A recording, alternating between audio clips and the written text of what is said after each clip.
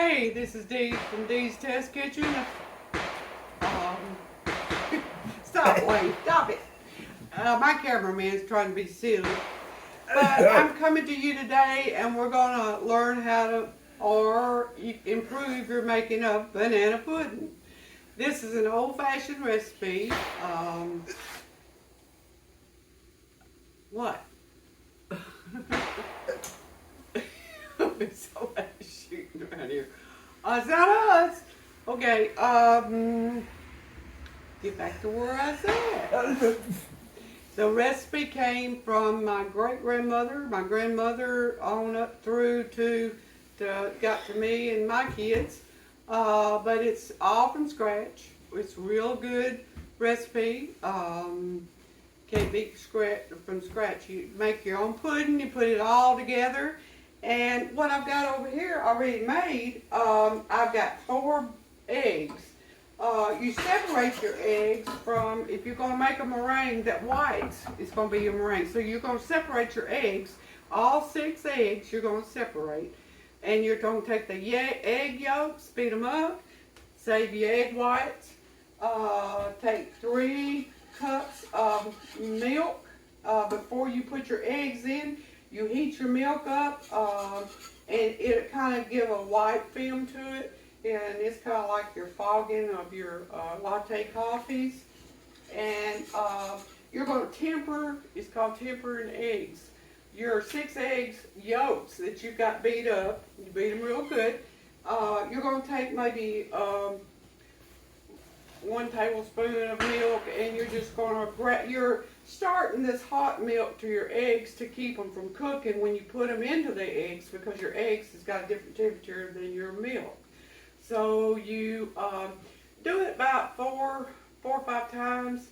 Maybe increase the amount of milk you're putting and beat it up, and then you get some more, and then you beat it up. Then you add all your egg temper eggs to your milk, and it's got a cup and a half of sugar. You've mixed up a cup and a half of sugar, 3 tablespoons of cornstarch, which that will make the pudding thick.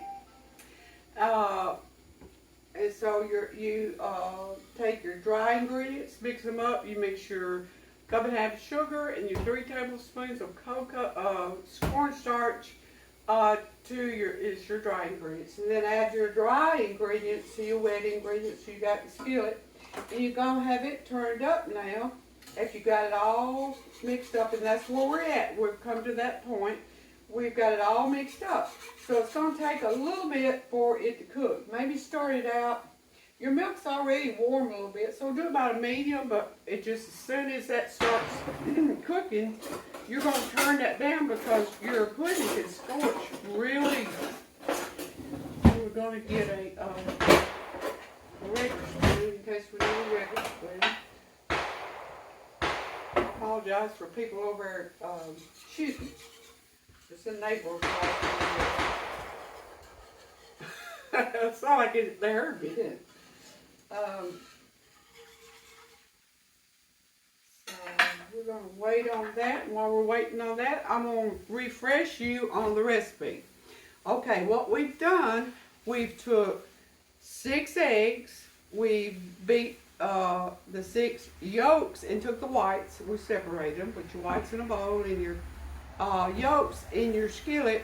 You beat them up in a bowl. But your skillet, you're putting your 3 cups of whole milk, and you're frogging your milk with turning it up on the stove and getting your white film. But it don't take long to do that. So then when you take your egg yolks, you've got to temper them to get them into your mixture. So you take maybe 2 tablespoons of hot milk and gradually stir it into those eggs. And if you don't do that, I remind you, it will cook your eggs before it gets into the pudding, and it just won't be right. So you get your eggs tempered and you put them into your fogged milk, and you mix it up real good. And then you're taking your cup and a half of sugar and your 3 tablespoons of cornstarch that you've mixed together, sugar, cornstarch together. Add it to your wet ingredients, stir real good, put it onto the stove, and you're ready to cook your pudding. Now it will take a teaspoon of vanilla flavoring towards the end, but you wait towards the end to put your flavoring in. So you have a beater, and then you'll have you an extra utensil, which will be a spoon that you can run across like that. Keeps it from sticking. And see, it's bad about overspilling too. If you don't fill it less than I did to the top, but you'd have to have a lot bigger skillet. This skillet will work if you just watch the way you stir it.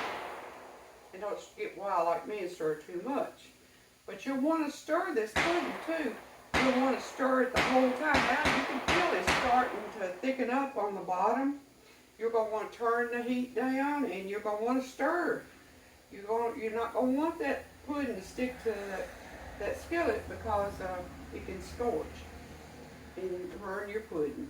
But it's starting to, you can feel your utensil, it feels like it's getting thick. You can feel the thickness. But you just keep on stirring. Don't you give up, go nowhere or nothing, you'll ruin your pudding. And we've got it on more so probably medium. I've got it on a 6 on your stove eye. And if it don't start cooking fast enough, we'll turn it up a little, but I adjust it back and forth. You probably better leave it on there because you'll have time to just stir and let it cook. And it don't take it too awful long. I would say if you cooked it slow, it'd take you about 30 minutes. Cooking it the way we're doing, probably 10, 15 minutes. You cook it until it gets thick. If that runny milk is no longer real thin, that it be pudding consistency. So we're slowing down. I feel the bottom, so I'm going to turn it up a little bit. But I'm going to keep on filling for the bottom to how it's getting thick. And if it feels like it's getting thick too much, I'll turn it back down again. But a lot of people cook this sometime in a double boiler. Keeps you from sticking. But if you'll do what I say on this and slowly, always will slowly stir because you're going to stir your milk out. But you're going to stir the whole time it's cooking. You may stop a minute or two, but you don't stop very long unless you've got it on really low. You could stop just a little while, but I don't trust him stopping because this pudding will evermore cook and stick on you. So it's doing okay right now. I can tell by the rubbing with the spoon, but it ain't too far from starting to have some action going on, and you'll see the thickness.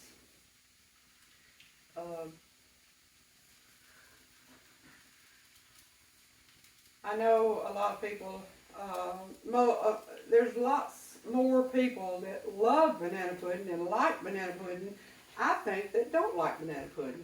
I think that's one of your favorite desserts, especially in the South. I was raised up in Tennessee, but still I think this is a dish for other states too, and other country towns. Yeah, my mother's people that started this recipe that I was exposed to at dinners, they lived in the Giles County area of Tennessee. They lived in Pulaski, Tennessee.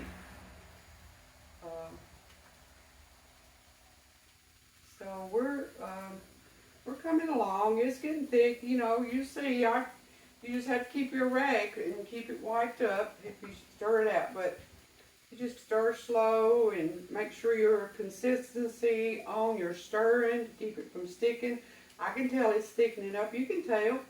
It still looks thin probably to y'all, but to me it feels, you can tell it's thickening up. You can feel the milk. So it's starting, I can feel it's coming real fast on the bottom. So I'm going to turn it up a little, turn it down. Turn it down, keep it from sticking, rub, stir. You know, just keep it moving, unless you want to do a double boiler.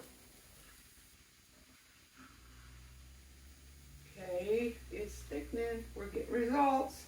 Won't be long till you'll be able to see the pudding. Okay.